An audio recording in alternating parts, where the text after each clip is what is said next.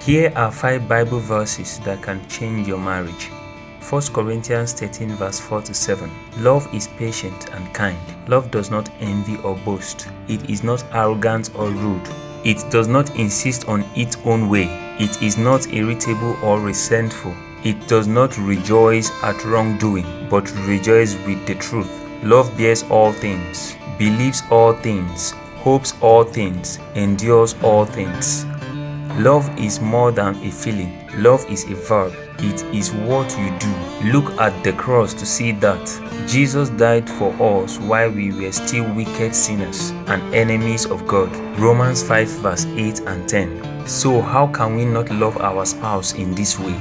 Being kind and patient, bearing up, hoping the best, and enduring it all. But here is what love is not: envious, resentful, arrogant, or rude.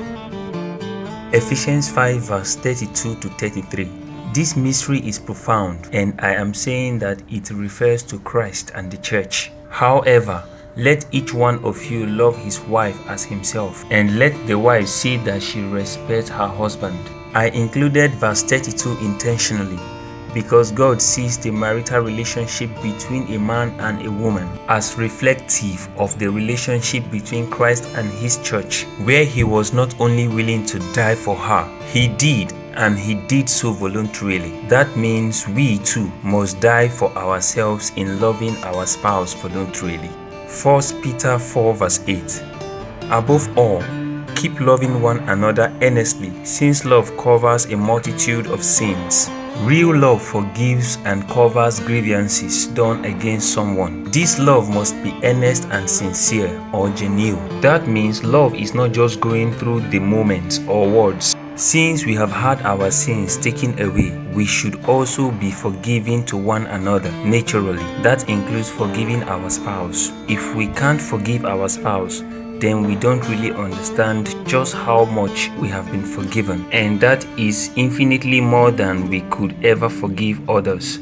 John 3 verse 16. Ephesians 4 verse 1 to 2. I, therefore, a prisoner of the Lord, urge you to walk in a manner worthy of the calling to which you have been called, with all humility and gentleness, with patience, bearing with one another in love. There is a lot of powerful theology packed into these 2 verses. We are to walk worthy of our calling, meaning that this walk must be with all humility and gentleness.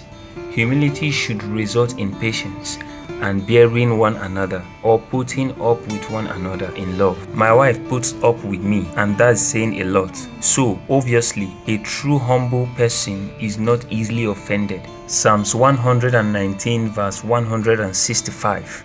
Ecclesiastes 4 verse 9 to 12. 2 are better than 1 because they have a good reward for their toil. For if they fall, one will lift up his fellow. Woe to him who is alone when he falls and has not another to lift him up. Again, if 2 lie together, they keep warm. But how can one keep warm alone? And though a man might prevail against one who is alone, 2 will withstand him. A 3-foot cord is not quickly broken. Since 2 are better than 1, 3 must be even better, especially if that 3rd cord is God. 1 cord is not strong, 2 cord can unravel, but a 3-foot cord is not easily broken, even under stress and strain. Every marriage is a miracle because 2 people of the opposite sex must learn to dwell with one another. And as you know, men and women are very different. So it takes that 3rd cord, God himself, to change a marriage and to help hold it together. That is my prayer for you and your marriage. If you want us to pray for you, please click on the link in the description area of this video.